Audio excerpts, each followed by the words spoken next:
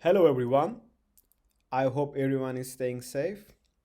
Don't forget that if we take care of ourselves, it is more likely that we will stop the spread of this pandemic and good, healthy days will come soon. So, today we will cover project workshop.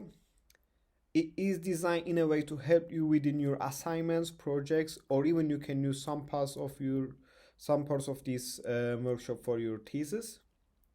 So let's move on.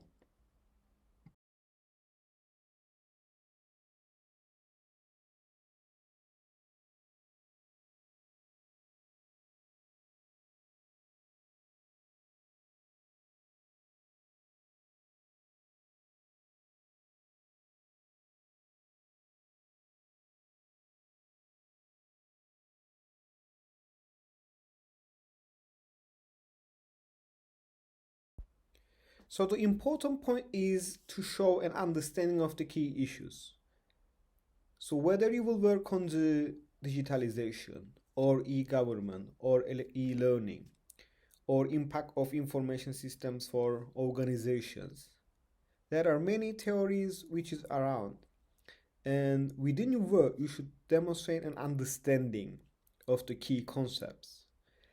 And don't forget that concepts evolving. So if we think about 2000, by the year of 2000, the mobile phone industry is dominated by Nokia, but the mobile devices we have wasn't smartphones. So the concepts which were dealing with the mobile commerce that time used to mainly based on the tax buying or any other related stuff. But when we talk about 2020, we have applications, everyone is online. Even nowadays, our smartphone usage is maybe tripled than normal times. So the mobile commerce and the channels are really different when compared with the 2000. So you should show this development within the years, and also you should be aware of the things concept change. So my first advice is read recent resources, because if you read sources from the earlier years or previous years, the concept which are dealing are really change. Second thing, you should have a research question or aim, and you should be focused on answering the question. And another important point is it should be well structured and organized. Okay, we many times when we review or evaluate an assignment, we see that even if the work done is really good, it is not organized and it is not coherent. So the best way to do is to plan. And as you are watching this workshop, it is your first day, so you will begin to learn how to plan it effectively.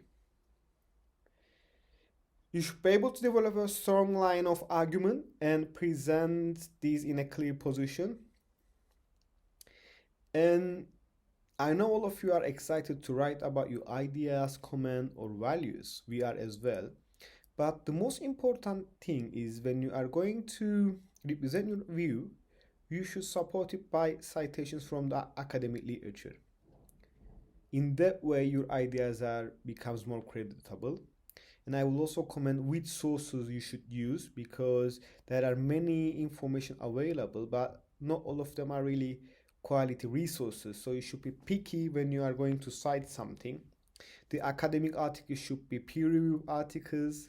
The journals have indexes. They should be indexed in Web of Science or Scopus. The peer review process should be double blind. So these are the things that will ensure that the sources you are reading are really valid, and it will also improve your arguments.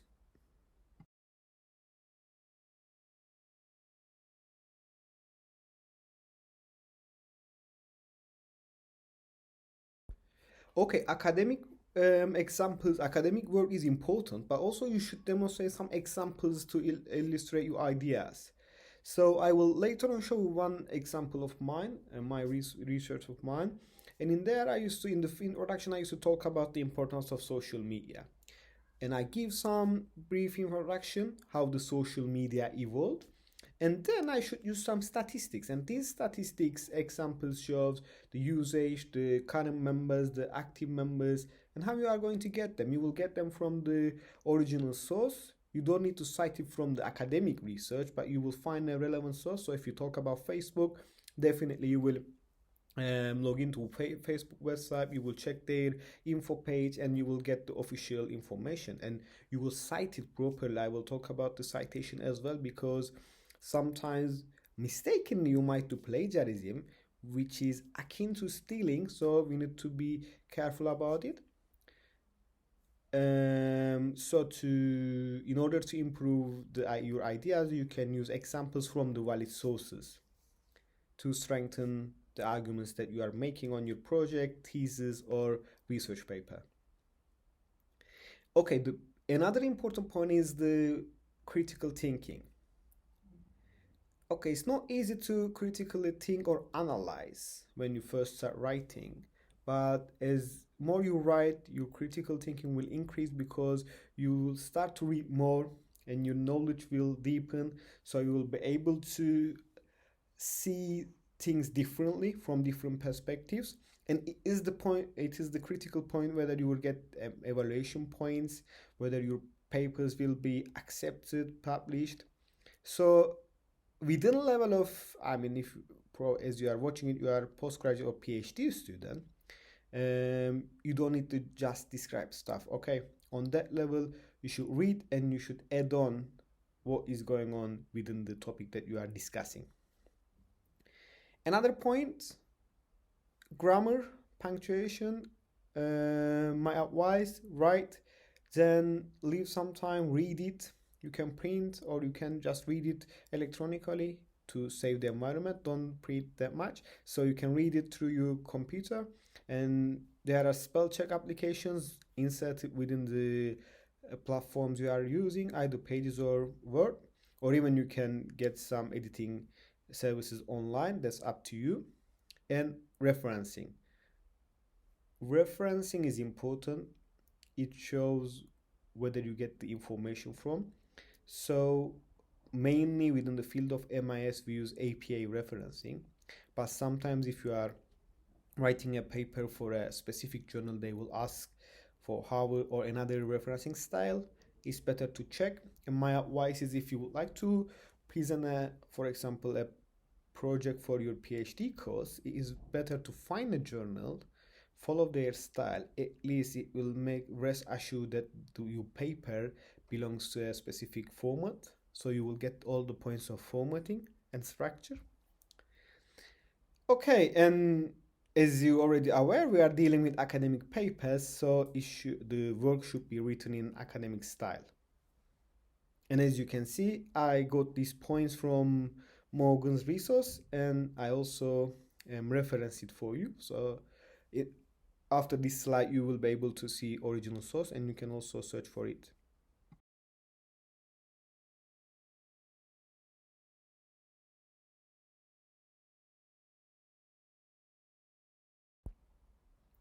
Okay, now let's move on to academic writing, and let's see the differences between personal writing and academic writing. Normally, within personal writing, we use informal language, but for the academic writing, we should use formal language, more complex language. The words we are using should be more meaningful. So they should be objective. The comments that we are making should based on evidence, but within personal writing, it can be subjective. It is because it's your personal opinion. So when you're gonna post something on your Facebook, it is subjective, personal, so it can be subjective. But if you are dealing with a module or, as I said, your thesis, the things that you are writing should be objective. Academic writing should be structured, as I already mentioned. It should be logical.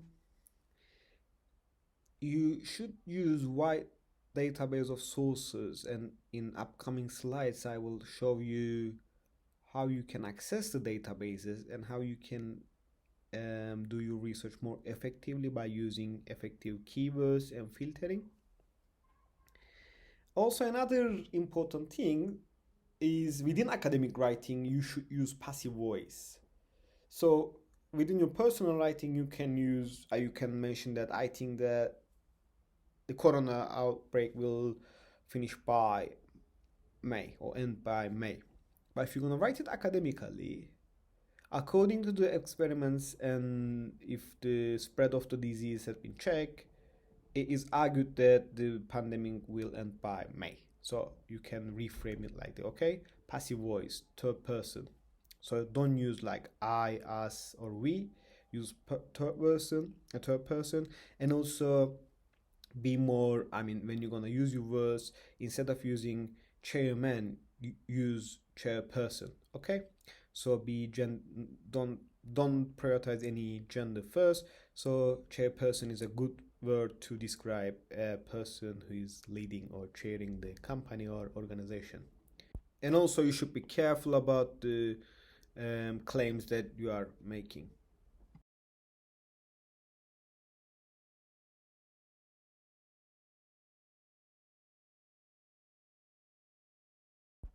Okay, as I already mentioned before, you should use more formal and accurate language. And as we are dealing with mainly English, so you should use more accurate English. Please try to avoid chatty words or using slang terms. So don't write sentences like these findings need to be taken with a pinch of salt. Okay, be more specific, use more complex words and sentences that you normally use to speak. Longer words and also varied vocabulary and more complex grammar is advised.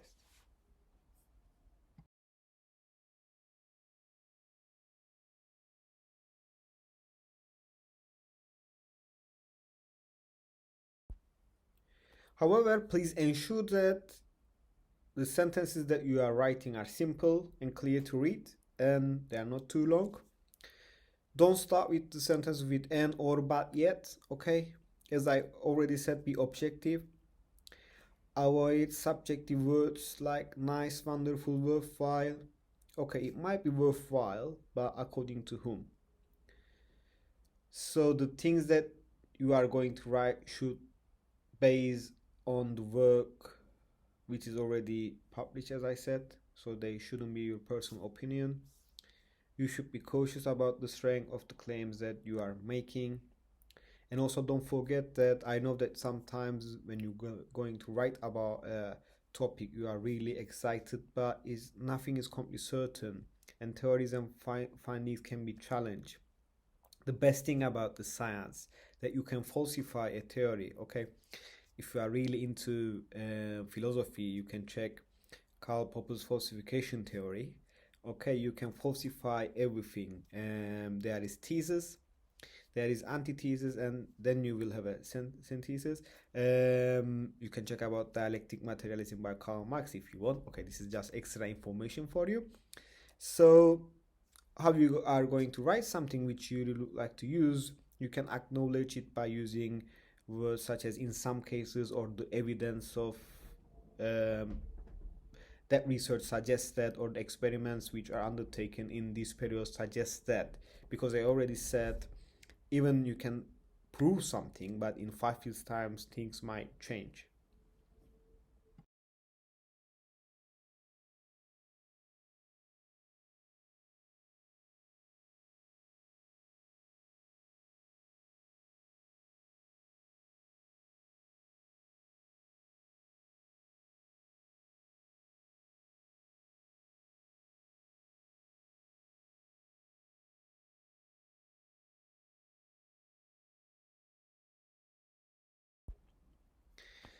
Okay guys, now I have an example for you. Quite a while ago, a researcher came up with an idea that tried to explain the stages people go through when they get together to work in a team. This was really good and helps explain what happens.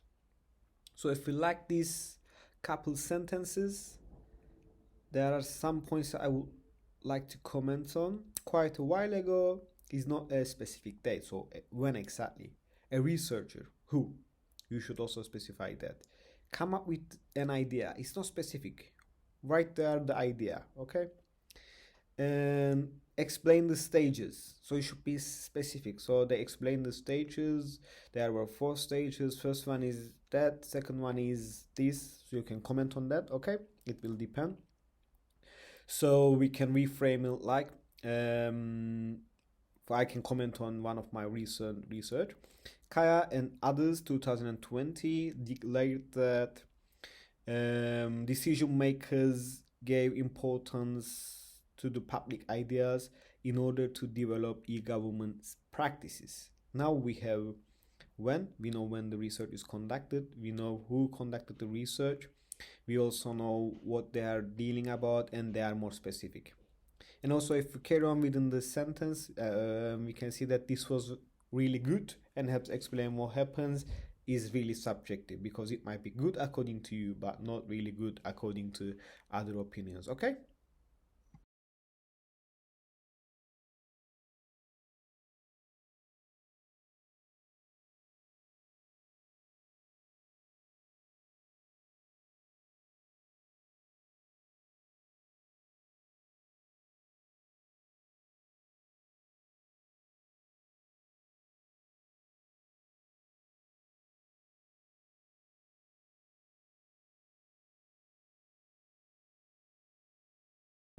Okay, I know this might be seem really simple, but many of the assignments or projects we are marking, they really lack references. There are some important points within references. First, you should cite or reference the sources you really read. We have examples of having a maybe 4 pages of reference list, but none of them are mentioned in the text. It's not reference. Reference means you use it within the text, you make in-text referencing, and also you edit on the references. Okay. If you read something to understand the topic better, it should be bibliography. You didn't use it within your manuscript or your paper. Okay. To make your argument persuasive, to make others to believe in your arguments, to defend your arguments, you must use evidence related to your topic to support and or to illustrate your ideas and views. Okay. If you don't use any reference, it means that you don't have any evidence. Using reference give your work credibility, and the reader can check if they like what are saying is true. Okay, we can check the reference and we can read through it, and also it shows the reader how well you research the topic. It also gives the reader confidence in your writings. It shows integrity, and also really important point there, it stops you plagiarizing the work of others. I will also show you a chart which shows whether you are plagiarizing or not, because I already said plagiarizing is akin to stealing, is a misconduct behavior in academia, and sometimes unfortunately students are victim of plagiarizing without knowing it. So you should read through it, and you should read and you should paraphrase what you understand from that source, and you should cite it appropriately. Okay.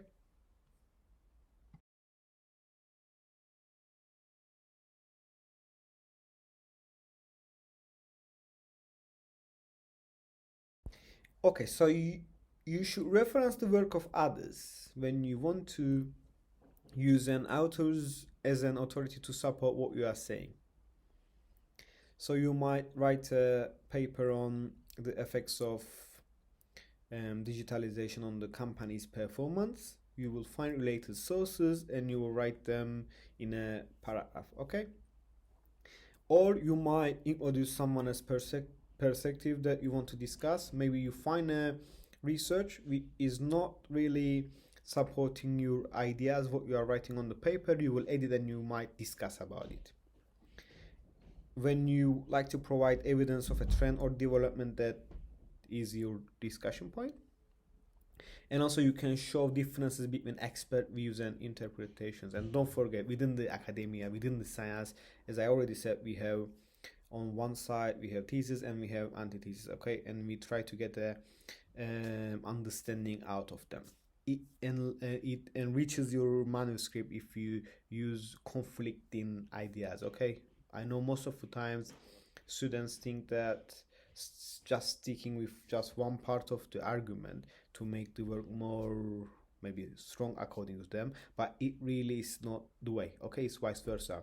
The more contradicting ideas you are discussing, your works really becomes more delicious, we can say. Okay. And then, as I said, you can show the difference between an author's view and your own, and you can use facts and figures or specific data to support a point that you are making. I might give you an example here. I recently wrote a paper about the COVID-19 pandemic and the effects on digitalization, and within the literature, and it was argued that smartphones increase the online shopping behavior. Okay, but within my research, I found that in spite of what literature is arguing, the more time spent on the smartphones didn't have any effects on online shopping behavior during the pandemic. So despite I find something really contradicting within the literature is really important. Okay, so don't think that if your hypotheses are not proved, or if your hypotheses are not supported, that you are doing something wrong. Okay, it is a new finding, it is a new contribution to the literature.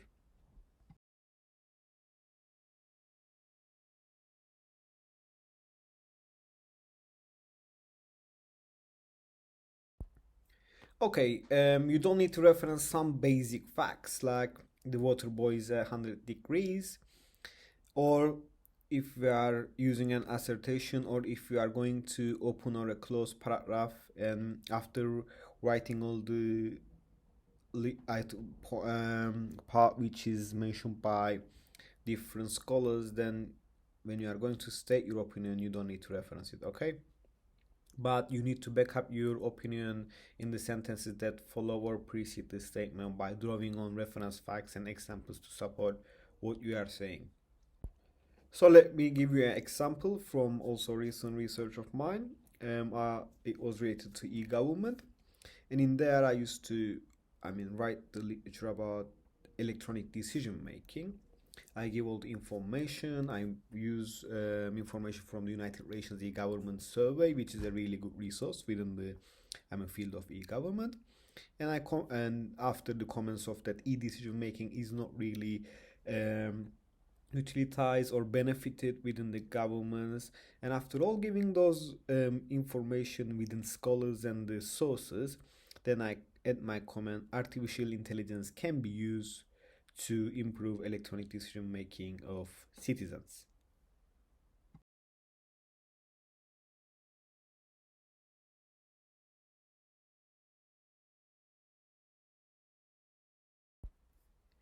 Okay, you have knowledge comprehension, application, analysis, synthesis, and evaluation. And if you are aiming, and you should aim for higher marks, as I said, the top parts are the parts that you will gain the points. So if you just use most of your word limit on description, you will have fewer words to use for analytical writing, and that is the part which will bring you higher marks. Okay.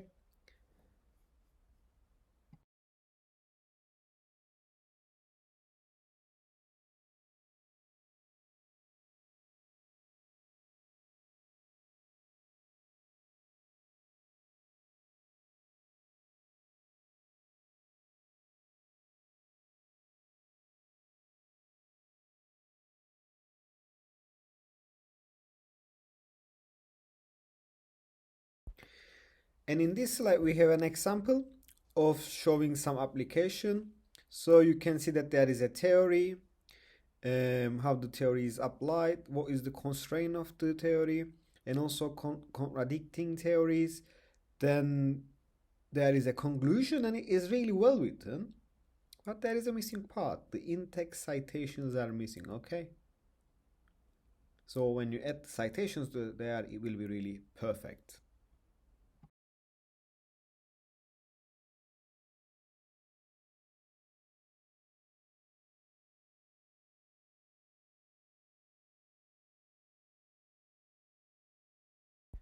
Okay, let's have a diagram from Corel, and I will also edit onto references. And in the next video, I will also provide a link for you. If you want, you can get the ebook of the author. It is really helpful.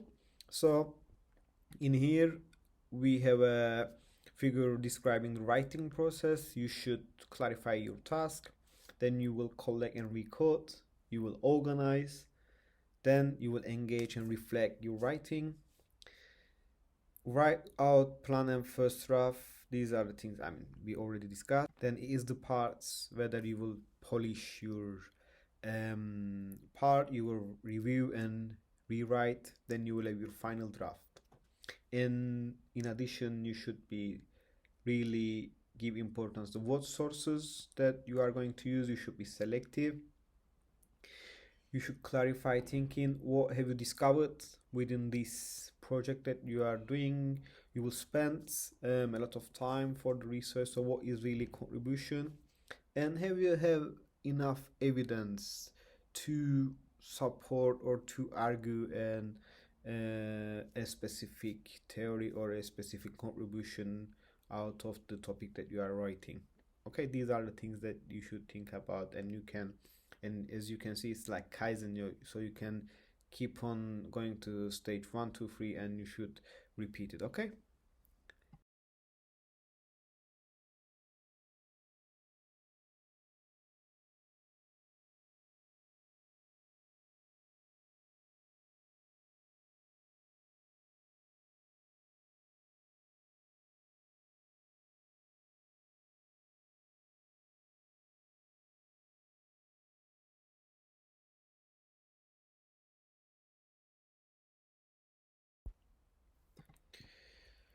So guys, another important point is parameters, and Bell mentioned that lack of clarity of parameters will result in diverging from the targeted research topic.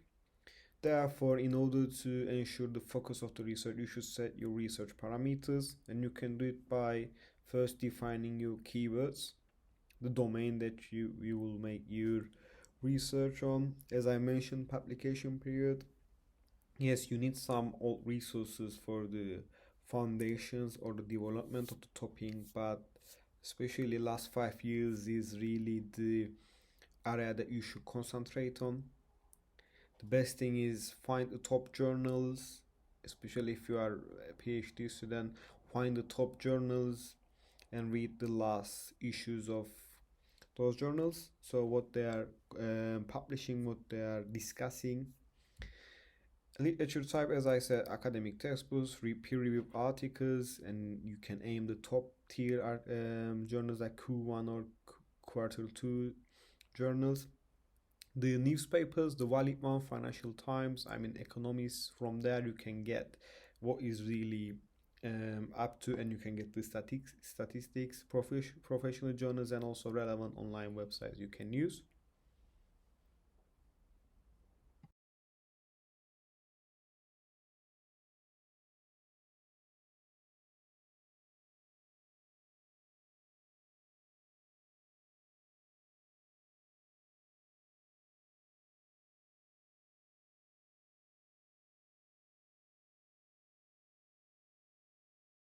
Then after you set your parameters, you find your keywords and the domain.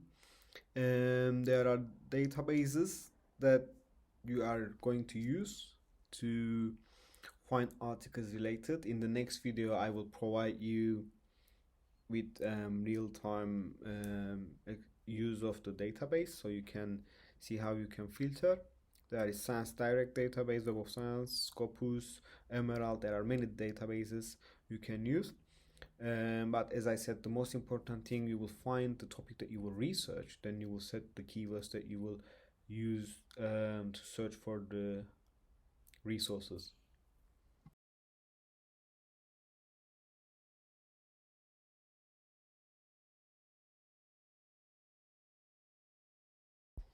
Okay, guys, believe me, this is really, seems really easy, but if you apply it, it will really improve your grades, because you will get your work will look formatted, so you will get the points related to formatting. And as you know, the presentation is really important within our the period that we are living in. There is extensive amounts of knowledge, and you can get all the knowledge, but important thing how you are going to present that knowledge verbally. That's why you have presentations, oral presentations, and formally, that's why you have projects and assignments to write. And within that also you will demonstrate whether you are organized, planned, so your organization planning skills will be, represent your work, the critical thinking, because there are many resources, but whether you are able to analyze within those bunch of information and whether you can come out which is really unique.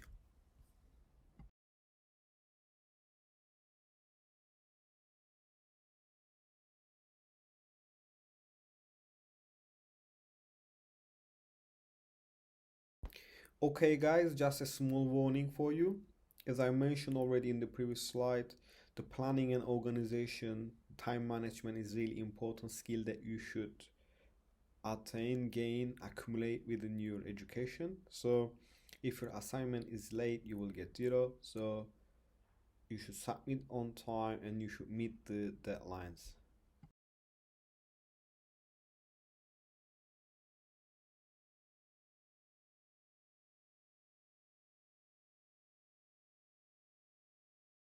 So as I already mentioned, references is important.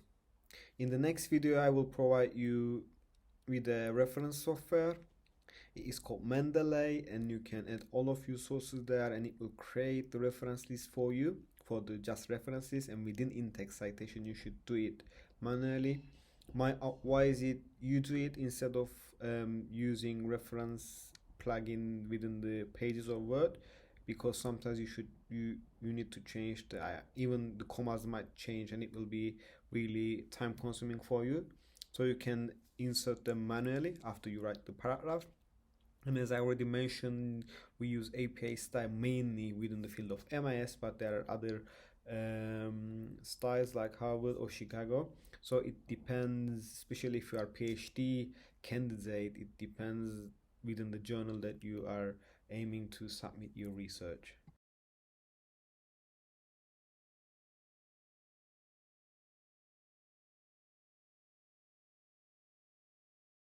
And your works are evaluated by means of plagiarism within the softwares, and Turnitin is the one that I am using.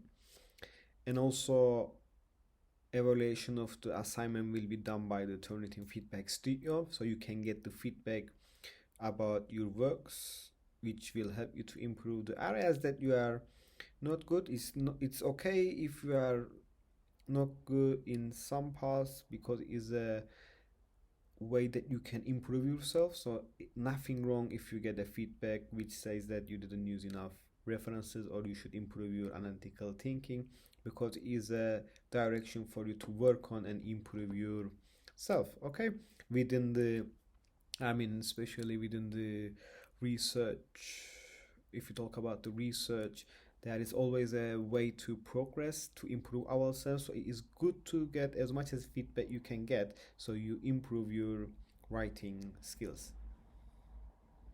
And don't forget, we are here to help, and you can send me email or your questions within the online chat session that we will have this week, or as I said, you can send me email so we can discuss about your concerns or points or questions. Okay.